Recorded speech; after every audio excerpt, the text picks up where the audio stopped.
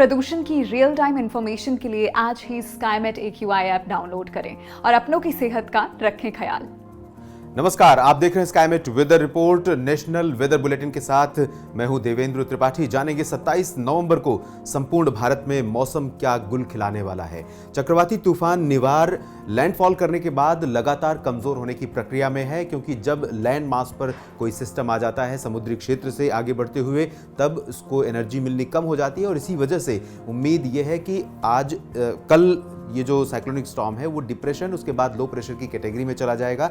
हालांकि इसका प्रभाव कम से कम 24 से 36 घंटों तक अभी भी मध्य भारत के कुछ इलाकों और दक्षिणी भारत के क्षेत्रों पर जारी रहेगा। आइए जानते हैं सबसे पहले दक्षिण भारत के मौसम के बारे में, जहां पर इस तूफान ने बीते 24 घंटों के दौरान भीषण वर्षा दी है और व्यापक रूप में तबाही मचाई है दक्षिणी प्रायद्वीपीय भारत के खासतौर पर उत्तरी तटीय तमिलनाडु और उत्तरी आंतरिक तमिलनाडु के कुछ इलाकों में, और साथ ही साथ दक्षिणी तटीय आंध्र प्रदेश और रायलसीमा क्षेत्र में।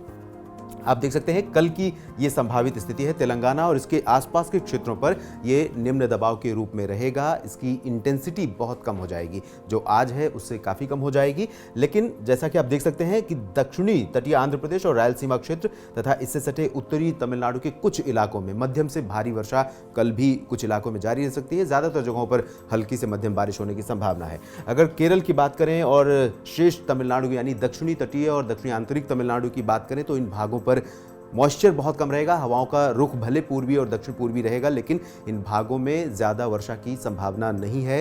कुछ ही इलाके ऐसे होंगे जहां पर हल्की वर्षा गर्जना के साथ यहां पर देखने को मिल सकती है। आंतरिक कर्नाटक में खासतौर पर रायलसीमा और तमिलनाडु से सटे जो आंतरिक कर्नाटक के हिस्से हैं, इन भागों में कहीं कहीं पर हल्की से मध्यम वर्षा होने की संभावना कल भी रहेगी। उत्तरी आंतरिक कर्नाटक और तटीय कर्नाटक तथा तटीय केरल के ज़्यादातर इलाकों में मौसम मुख्य रूप से साफ और शुष्क बना रहेगा। इस सिस्टम के आगे बढ़ने के चलते समूचे मध्य और दक्षिण भारत पर पूर्वी हवाएं चलेंगी। इन हवाओं में नमी बहुत ज़्यादा होगी। हवाओं की रफ्तार भी काफ़ी तेज़ होगी, उड़ीसा से लेकर छत्तीसगढ़, मध्य प्रदेश और महाराष्ट्र पर भी, और इन इलाकों पर बादल भी बने रहेंगे। और उम्मीद है कि कल भी छत्तीसगढ़ के दक्षिणी हिस्सों में, दक्षिणी उड़ीसा में और महाराष्ट्र के विदर्भ क्षेत्र में तथा मराठवाड़ा और दक्षिणी मध्य महाराष्ट्र के कुछ इलाकों में बादलों के बीच कहीं कहीं पर बूंदाबांदी या हल्की वर्षा हो सकती है। दक्षिणी छत्तीसगढ़ और दक्षिणी उड़ीसा में कुछ स्थानों पर हल्की सी मध्यम वर्षा की भी संभावना नजर आ रही है। बाकी जो मध्य भारत के क्षेत्र होंगे, गुजरात, मध्य प्रदेश और उत्तरी छत्तीसगढ़, उत्तरी उड़ीसा, इन सभी भागों में मौसम मुख्यतः साफ और शुष्क रहने की संभावना है। हालांकि आंशिक बादल इन इलाकों में छा सकते हैं। झारखंड और पश्चिम बंगाल पर भी आंशिक बादल रहेंगे, लेकिन बारिश की संभावना फिलहाल बहुत कम है। आगामी 24 घंटों के दौरान बिहार पर भी मौसम शुष्क बना रहेगा। साथ ही साथ पूर्वोत्तर राज्यों में भी मौसम साफ रहने की संभावना है। इसके बाद अगर हम उत्तर भारत की तरफ चलें, तो WD जो जम्मू कश्मीर और लद्दाख के ऊपर बना हुआ था, अब आगे निकल गया है।